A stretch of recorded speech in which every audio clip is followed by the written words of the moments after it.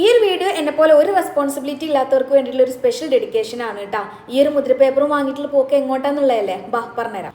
ഈ കുണ്ടനാടായി എല്ലാം കൂടെ എടുത്ത് ചാടി പോണത് ഒരു നോട്ടറി വക്കീലിന്റെ അടുത്തേക്കാണ് കേട്ടോ. അവിടെ ചെന്നപ്പോൾ ഇതേ ആളെ കാണുന്നില്ല. കുറേ നോക്കി എവിടെയാണ് ഇതിന്റെ എൻട്രൻസ് എന്നുള്ളത്, അതും മനസ്സിലാവണില്ല. അവസാനം അവിടെ സിറ്റ് ഔട്ട് കിടന്നിന്ന് കാർഡ് എടുത്തുകൊണ്ട് ആൾക്ക് വിളിച്ചപ്പോണ്ടല്ലോ ആള് കോടതിയിലാണ്. അപ്പം ഞാൻ ചോദിച്ചു, സാധാരണ ചോദിക്കും പോലെ വേറെ ഏതെങ്കിലും നോട്ടറി ഉണ്ടോ വളാഞ്ചേരി? ആൾ എൻ്റെ അടുത്ത് എടുത്ത വഴിക്ക് പറയാണ്, ഇത് പെട്ടിക്കാട് ഇട്ടിരിക്കണ പോലെ അവിടെ ഇവിടെ ഇരിക്കുന്ന ഒരു സംഭവമല്ല എന്നുള്ളത്. പിന്നെ ഒന്നും നോക്കില്ല, ഞാൻ എൻ്റെ യൂണിവേഴ്സിറ്റിയിലുള്ള കസിന് വിളിച്ചിട്ടുണ്ടായിരുന്നു. ആള് പറഞ്ഞു, നീ ഒന്നും നോക്കണ്ട, അങ്ങോട്ട് പോരെന്നുള്ളത്. അപ്പോൾ പിന്നെ കോഴിക്കോട് ബസ് വിളിച്ചുകൊണ്ട് നേരെ യൂണിവേഴ്സിറ്റിക്ക് വിട്ടു. ബസ് കയറിയിരുന്നപ്പോഴാണ് എനിക്കൊരു കാര്യം മനസ്സിലായത്. നാട്ടിലെ സീറ്റ് ബെൽറ്റ് വേണ്ടത് കാരണമൊന്നുമല്ല, ബസ്സിനാണ്. കാരണം അത്രയും നിലം തൊടാതുള്ള പാച്ചിലായിരുന്നു. ഓരോ വല്യപ്പാര് മുന്നിൽ വരുമ്പോൾ ഞാൻ എൻ്റെ മനസ്സുകൊണ്ട് വിചാരിച്ചിരുന്നു, വല്യപ്പാ മാറിക്കോ, നിലത്തുനിന്ന് വടിച്ചെടുക്കാൻ കിട്ടൂല എന്നുള്ളത്. എന്താ എടുത്ത് വെച്ച് എടുക്കാൻ പോലുള്ള പോക്ക് പോലെ ആയിരുന്നു കേട്ടോ ബസ്സിന്റെ. അപ്പോൾ ഇതാ ഇങ്ങനെ ഒരു ബസ് എൻ്റെ മുന്നിൽ വന്ന് ചാടി. ഇതെന്താന്നുള്ളത് നിങ്ങൾക്ക് മനസ്സിലായോ? ഞങ്ങൾ മലപ്പുറത്തേക്കൊക്കെ കറക്റ്റ് വായിച്ചെടുക്കാൻ പറ്റും. അങ്ങനെ യൂണിവേഴ്സിറ്റി എന്ന് പറഞ്ഞിട്ട് അവരെന്നെ ചേളാരി കൊണ്ടുപോയി തട്ടിങ്ങാണ്ട് അവരൊരൊറ്റ പോക്ക് നേരം വഴുകിയെന്ന് പറഞ്ഞങ്ങാണ്ട്. പിന്നെ അവിടുന്ന് അടുത്ത ബസ് പിടിച്ചു കണ്ട് ഞാൻ യൂണിവേഴ്സിറ്റിയിൽ എത്തിയിട്ടുണ്ടായിരുന്നത്. അവിടെ ചെന്നിറങ്ങിയപ്പോൾ ഈ രണ്ട് കുട്ടികൾ പറഞ്ഞു അവർ യൂണിവേഴ്സിറ്റിക്കാന്നുള്ളത്. എവിടെ സ്ഥലം എന്ന് അറിയാത്തതുകൊണ്ട് ഞാൻ അവരെ പിന്നാലെ ഇങ്ങനെ പതുക്കെ പോയി.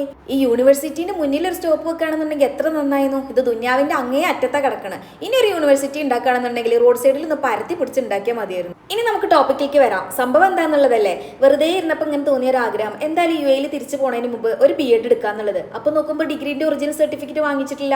സർട്ടിഫിക്കറ്റിന് അപ്ലൈ ചെയ്യാൻ വേണ്ടി പോയപ്പോഴാണുണ്ടല്ലോ ഗ്രേഡ് കാർഡ് മിസ്സിംഗ് ആണ്. പിന്നെ ഒന്നും പറയേണ്ട റബ്ബേ, അതുമ്മ കിടന്നുള്ള പരക്കം പാച്ചിലായിരുന്നു കേട്ടോ ഇത്രയും ദിവസമായിട്ട്. അവസാനം എന്താ ഒരു മാലാകെ പോലെ ഒരാൾ വന്നുകാണ്ട്, ഇതാണ് നമ്മുടെ കസിന്. ആള് ഇവർക്കൊക്കെ വിളിച്ചിട്ട് ലാസ്റ്റ് ഒരു നോട്ടറിനെ ഏർപ്പാടാക്കിയിട്ട് ഇനി ആ നോട്ടറിന്റെ അടുത്തുള്ള പോക്കാണ് കേട്ടോ. ആദ്യം ന്യൂസ് പേപ്പറിൽ അഡ്വർടൈസ്മെന്റ് കൊടുത്തിട്ടുണ്ടായിരുന്നു. ആ പേപ്പർ കൊണ്ടാണ് ഇനി നോട്ടറിന്റെ അടുത്തേക്ക് പോകേണ്ടത്. അതും കഴിഞ്ഞിട്ട് വേണം നമുക്ക് യൂണിവേഴ്സിറ്റിക്ക് തിരിച്ചു വരാൻ.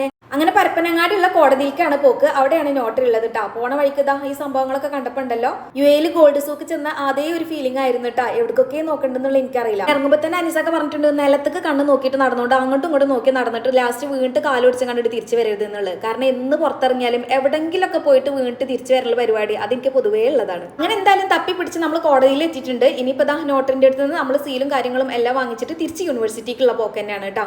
ഓട്ടപ്പാച്ചിലിന്റെ ആറാട്ടമായതുകൊണ്ട് എന്റെ പുട്ടിയൊക്കെ ഒന്ന് പോയിട്ടുണ്ടായിരുന്നു. അപ്പൊ ഞാൻ വിചാരിച്ചിരുന്ന കുറച്ച് ലിപ്സ്റ്റിക് ഇടാന്നുള്ളത്. അപ്പൊ നോക്കുമ്പോൾ എന്റെ ബാഗിന്റെ അവസ്ഥ വലിയമാരെ തിന്നാൻ പറ്റിയ പോലെയാണ്, നിറച്ച് കവറാ. ഇതെന്തിനാന്നുള്ളതല്ലേ, ബസ് കയറി എനിക്കൊരു പ്രത്യേക അസുഖമുണ്ട്, ഛർദ്ദിക്കണതേ. അപ്പൊ പിന്നെ ഓൾറെഡി സ്റ്റോക്ക് ആക്കി വെച്ചിട്ടുള്ളതാണ്.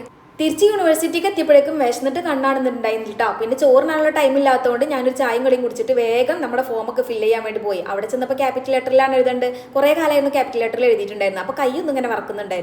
അങ്ങനെ എന്തായാലും നമ്മൾ സംഭവങ്ങളൊക്കെ റെഡി ആക്കിയിട്ടുണ്ടായിരുന്നു കേട്ടോ. അൽഹംദുലില്ലാ. ഇനി തിരിച്ച് വീട്ടിലേക്ക് എത്തണം. അങ്ങനത്തെ സ്റ്റാൻഡിൽ ചെന്നപ്പോൾ ഒരു ജാതക്കുള്ള ആളുണ്ട്. ഇവിടുന്ന് എപ്പോഴാണ് കഴിച്ചില്ല എന്നുള്ള പഠിച്ചു എനിക്ക് മാത്രമേ ഉള്ളൂ. അപ്പോൾ അടുത്ത വീഡിയോ കാണാം.